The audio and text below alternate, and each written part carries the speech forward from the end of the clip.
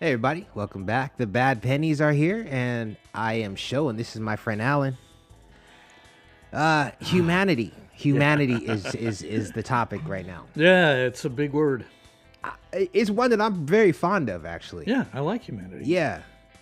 I wish there was more of it in the world, I do too. especially in America, which is where I live. But Well, no I have matter been where to you some go, other you can't places. escape the fact that we're human. Yes, But what does it really mean when we talk about humanity? I And- believe that humanity is the recognition of other people's existence.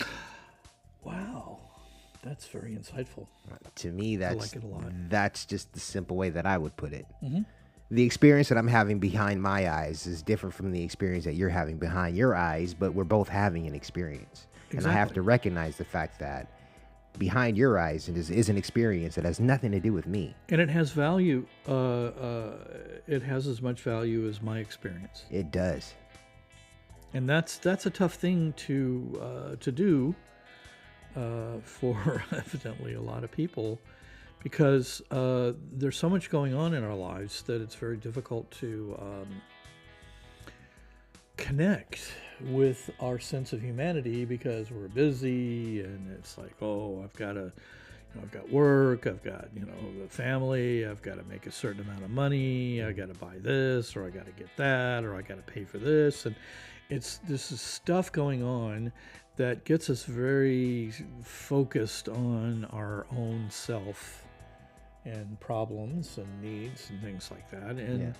And it can, the good news, I mean, for a lot of people, they have a religious practice or a spiritual practice that can get them in touch with their humanity. I just remember years ago going to church and getting hugged by everybody in church, and then getting run over by them in the parking lot on the way out. And it's That's like a hard visual. a short moment of humanity followed by sheer terror and death. In fact, Yeah. there were accidents in the church parking lot all the time. Wow, With yeah. everyone trying to get out as fast as they can. Right. And it always made me go like, what? So now you've paid your humanity coin for the week or Right. whatever. and Fulfill that now obligation, You can check go that back box. you check the box, and you've run out, and now you can run out the door and create mayhem and destruction in Right, the world. right. But you're good because you spent an hour in church. No, but real So- humanity is in everything that you do. You recognize the Exactly. being that So exists in you other take it people. out. You take it with you, and you don't just leave it there. Right. You don't leave it there. But that's the again, that it's like to go there and think that that's going to make up for all of the crappy shit that you do outside of there, and that goes against humanity. So we originally talked about this being about men protecting those who are weaker. We did. Yeah. And we changed the name as I thought about it and started working out how we were going to approach this particular subject. It turned out that humanity was really the subject here, not just because within humanity we as men, strong, powerful, committed, honorable men, have a sense, at least I think, in my opinion, that we develop a sense of wanting to protect. Yeah. All right. And it is, I think, our birthright. Now, we did a podcast on that. We did. So you can go check that out. Go check out the podcast on our birthright. I don't want to, cover the same things we've already talked about, but go look at it and then come back to this one if you want. But we develop this sense of wanting to protect women and children and the weaker in society, and it's going to cost to do that. It costs to do that. Yes, it does. But it's a cost that most men are willing to pay. If you think it and don't do anything, then it doesn't mean anything. There's no value, and there's no cost. You can think stuff all you want, and it sounds good. Just like, for years, I'll cop to the fact that for many years when I was younger, I wanted to do community service. I thought it was really noble. I knew people who did it all the time. I had great respect for them, and I wanted to do it, but I was like, I can't find the time. I'm too busy. I got to do this stuff. I got to make money, and it ended up not being about that at all. Right. All the excuses that I had to not be of service to mankind were just that. They were just excuses. Yeah. And when it became important enough to me, I found the time. Absolutely. You make the time. I made it. I just but it's not like anything else suffered. Nothing else suffered. Right. Particularly. Certainly I had to sacrifice some time. And we didn't talk about that in the podcast about surrender, but when you live an honorable, committed life, you will be making sacrifices throughout it. Right. I hear that. And in order to serve our sense of humanity, our desire to protect others, to accept others for who they are, and not think that they have to be like us, right? Okay. Because nobody's like us. No, everybody We is can their have own... similar opinions, but the truth is that no two people are alike. But there is a herd mentality. There is herd mentality, absolutely, and it feels good to be in a herd, because then you don't have to think for yourself. You just go wherever the herd goes, right? And there's a comfort in that. But we're not going to get into that. Maybe we'll do another podcast on the whole herd mentality deal. Right. But for now, we're talking about humanity, individualism. And when it comes to serving, having a sense of humanity, you'll notice that you can't ignore your desire to protect. Right. So we're going back to defending the weaker. Defending the weak. And defending those who can't defend themselves. Right, supporting those that need the support and whatnot. And too. Exactly, and lifting them up. And you can't do that again as life being, for men being this sort of zero-sum game. It's a pay-as-you-go deal. Right, it is. And you don't get anything for free. And what you put out will come back in some way or another. And so if you don't serve humanity, there's a price there. And if you do serve humanity, there's a price there. But I would rather pay the price to be a man who lives a committed, honorable life in service to humanity. Yeah. That's my choice. Yeah. You don't have Sounds to make good that to choice. We're not here to preach to you to tell you how to be, but we're going to definitely give you the ways to be that you can consider. Yeah. Okay. All right. And hopefully that it strikes a place within you. And it took a while for me to connect to that. Right? Because, teaching men is like the hardest thing there is. Because men would rather fight than learn. Okay. All right. They just go through life wanting to fight everything because of their egos. They just want to fight and push back, and they want to do that. And it's just a really arduous, repetitive, sometimes boring process to teach men. Right. And until you're ready to learn, you're not going to learn anyway. I mean, you have to get to the point where you can get your ego out of the way and say, okay, I think I need to learn something. I clearly, I thought I knew everything, but it's obvious that I don't. Right. Now that, once you can get to that place, and you can decide what are the things you need to start learning. Where are the gaps? Where's the holes? Where's the weaknesses that you have within yourself? And so then you start applying yourself to developing those things. And that's the easy stuff. That's the per easy se. stuff. Okay. As hard as that can be, under the guise of the fact that men don't want, and by the way, the younger they are, the less they want to learn. By the way, teaching young men, at hardest of all. It's the hardest of all. Wow. The school. Because I think they know it already. Yeah, well, they again, they have testosterone coming out of their pores. But it's up to the older men to recognize that that's the stage of humanity that those younger men are at. Right, but again, the men that are their mentors and examples of what it means and looks like to be a man and a fully evolved, honorable, committed man, right? Right. They will aspire to be that. Okay. And they will start taking on some of that earlier than you would expect.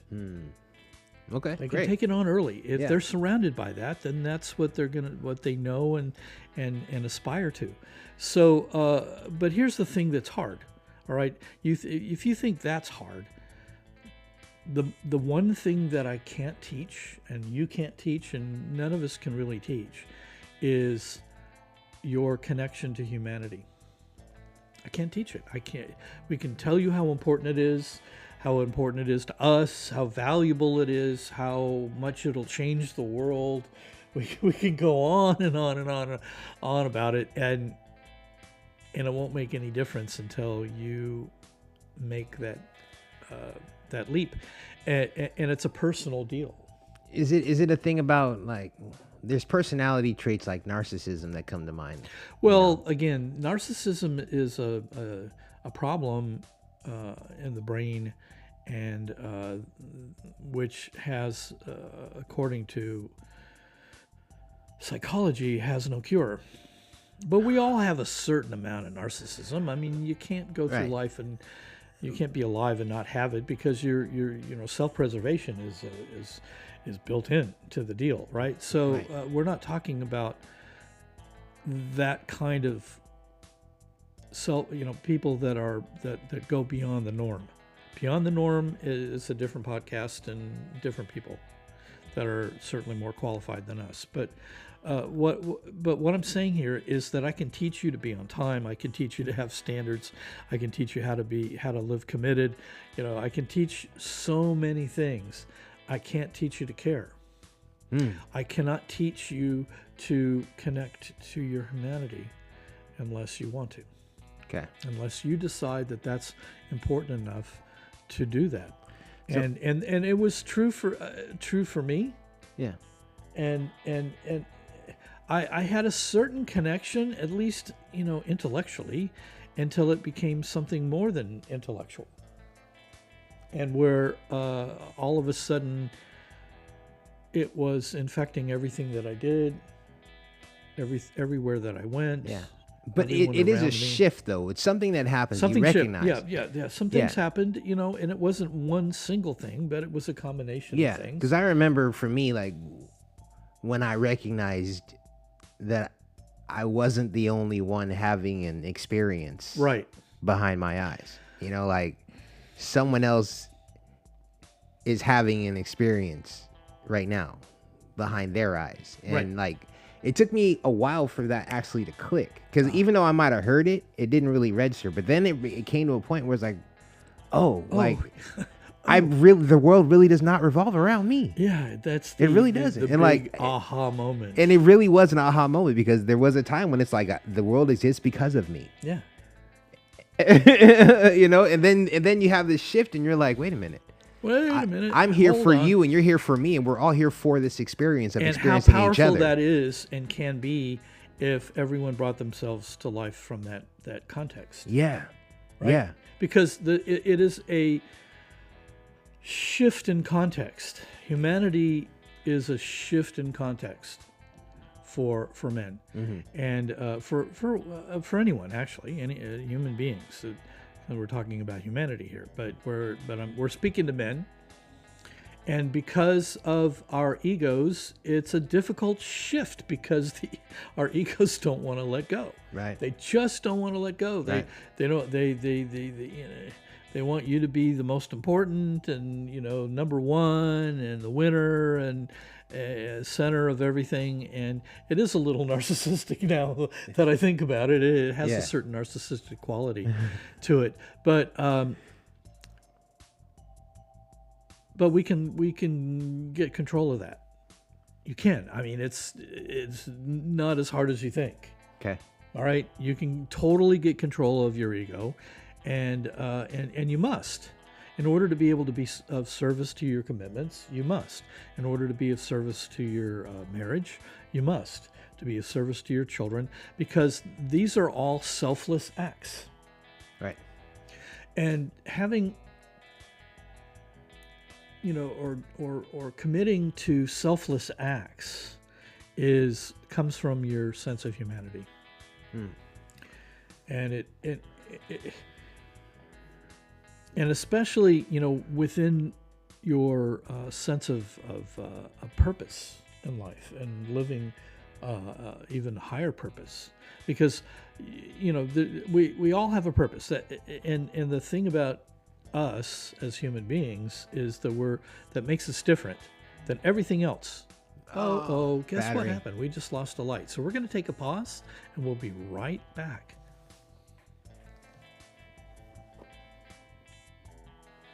There they are. I thought I charged it. Seriously.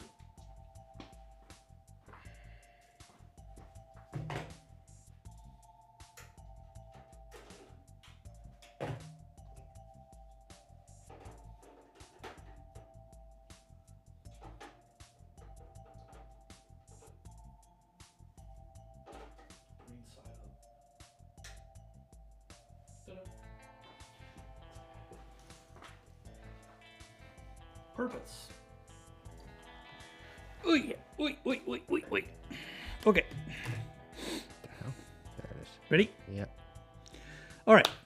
So, sense of purpose, and we're the only, as far as we can tell, the only animals, on the planet that actually can choose their purpose. Everything has a purpose. Fits how they fit into the whole scheme of the planet, the ecology of the planet. How the Mother Nature and how things work together and support life. And when those things get interrupted, of course, it interrupts all the way up and down the chain, right? Right. So, but we are a little different because we actually can choose our own purpose. Now, sometimes Can you though? Yeah, I think so. I think I did. you find your purpose, Well- but you don't necessarily choose it. Well, some people think of it in terms of finding it. I searching for it. But again, it doesn't mean, even if you find it, doesn't mean that you choose it. You have to. There's more to it than that. And surrendering to it, again, go look at the Surrender podcast. Committing to it and serving it and surrendering to it. But you can choose all kinds of purposes and till you find one that you want to serve for the rest of your life. But it doesn't necessarily mean that that's going to happen, or the way that you serve your purpose is going to be consistent, because things happen. You may not be able to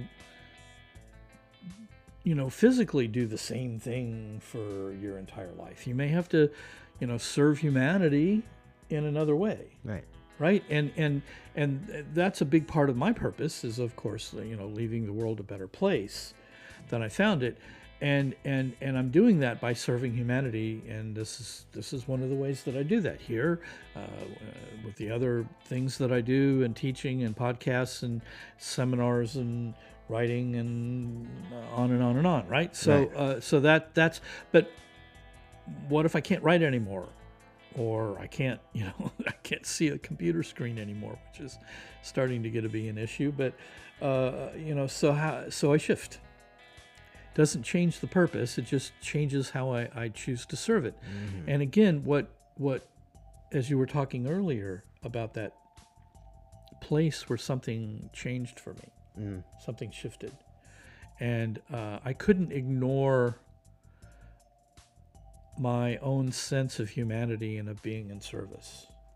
And so, an easy way to do it, or at least start doing it, is just selfless acts.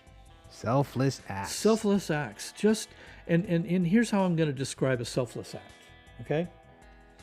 It's something you do for anyone but you. Anything and anyone but you. You get no benefit from it at all. Expecting nothing in return. You'll get benefit. That's the thing. You can't. You don't do it for your benefit. You can't do it for your benefit. But what'll happen is that you'll start getting benefit at levels that you never expected. Yeah. But you expect nothing in return. You do things expecting nothing in return. That's what a selfless act is. And the more that you do selfless acts in your marriage, the greater the bond, the greater the marital bond. Parenting is a selfless act, just by definition. Yeah, it is. So this is a good place to start. How do I start to get in touch with my humanity? Well, just do things for others without expecting anything back. Mm-hmm. And this is a problem for a lot of men because their egos want to get benefit. And your ego purposefully motivates you to do things so it gets benefit. All right? It does. And it doesn't make the ego, a man's ego, a bad word.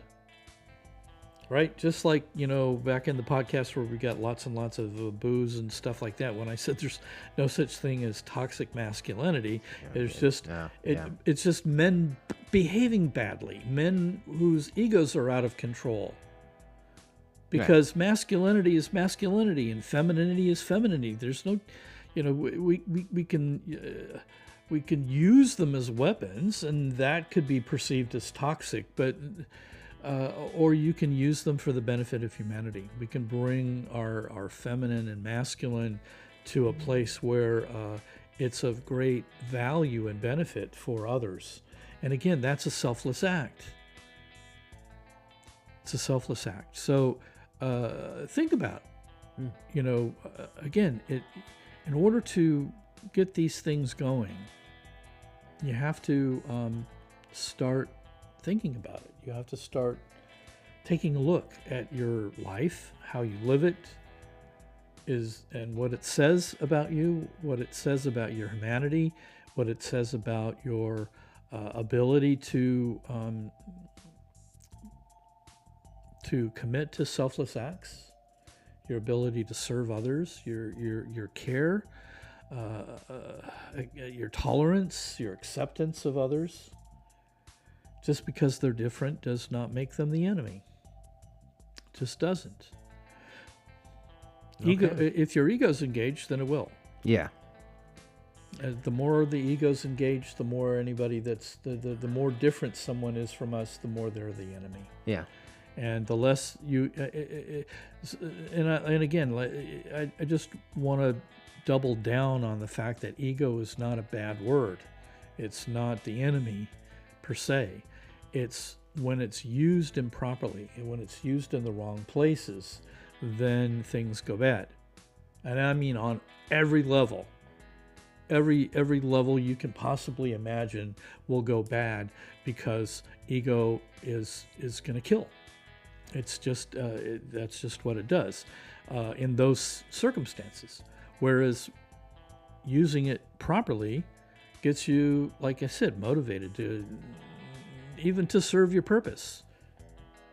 Right? It can motivate you even to serve humanity. It can motivate you to do great things in the world. It can motivate you to write books and music and art and get in front of a camera.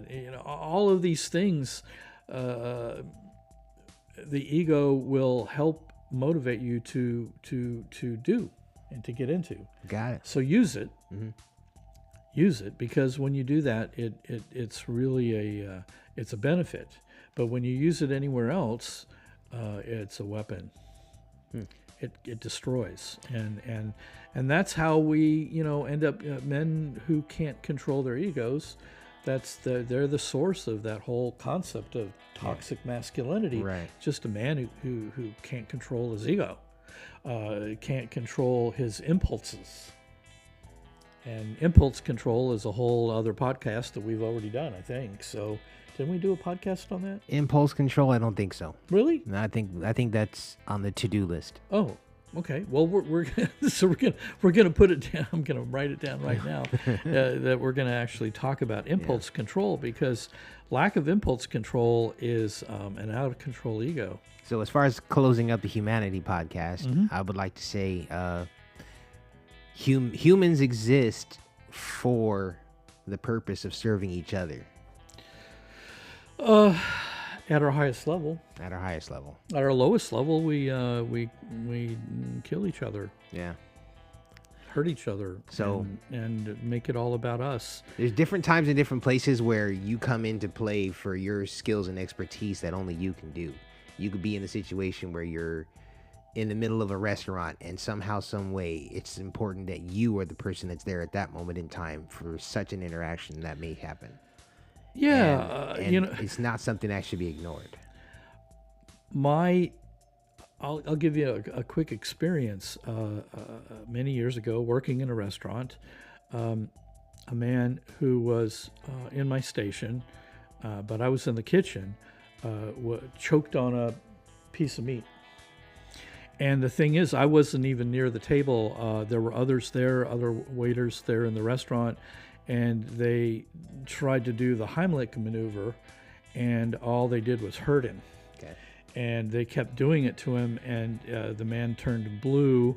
And so by the time I had come out of the kitchen, this man was already, his knees were on the floor. He was out of they were sitting in a booth, and he was out of the booth, but he was in pain. And besides choking to death, he was in pain because they had been just whacking on him, trying to do this. Evidently, no one had actually practiced the actual Heimlich maneuver, so they didn't really know how to do it. And other than the little posters that were back in the kitchen, right? Yeah. And I came out and I looked at him, and I just grabbed his face and I stuck my fingers in his mouth and I pulled it out, and that was it.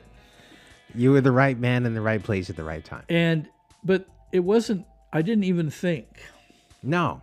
I didn't even think. But here's the. This will tell you something about it, reveal something about me. They never said thank you. And we don't need acknowledgement. And after this happened, they didn't even finish their meal. They left the restaurant. The manager. I'm pretty sure they were traumatized. The manager comped their meal, which was appropriate. Yeah. And they never even said a word to me, for saving his life. And my ego was so upset about Oh my that. gosh. Oh my gosh, like I couldn't believe it. I stomped around for a couple of days going like, they I saved the man's life and he never even said thank you. But you know what? Believe me, I'm way over it. But the point here is that's what happens when you don't have control of your ego. It will think that you are owed something. It will think that you're entitled to something. Yeah. And the truth is, we're not owed or entitled to anything. I really do think that, people's interaction with each other is a great blessing and something that we should all have the ability to share in. Look, it's not our similarities that are worth celebrating. It's our differences that really make things interesting. Mm-hmm. I mean, if men and women were exactly alike, relationships would be really boring. Yeah. You're unique for a reason. You are, and and embracing that is embracing humanity. Yeah, I agree. Okay, embracing that is embracing humanity. So go out, do selfless acts, take care of others without expecting anything in return. Yeah, and see what happens. Give it a shot. Yeah, give it a shot. It's certainly worth. It's certainly worth trying out. Yeah. Thanks, everybody. Bad Pennies. We will be back.